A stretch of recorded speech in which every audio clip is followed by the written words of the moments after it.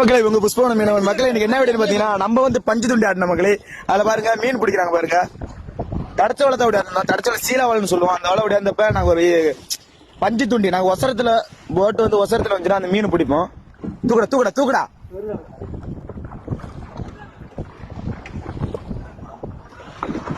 ரெண்டு பேரு தூக்கிய தூக்கிய தூக்கியா பாடு பாடு பாடு தூண்டி மாட்டிட்டு நிக்கிறாங்க மக்களே.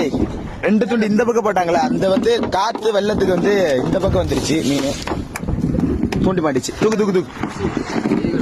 இது பாறை மீன் மக்களே.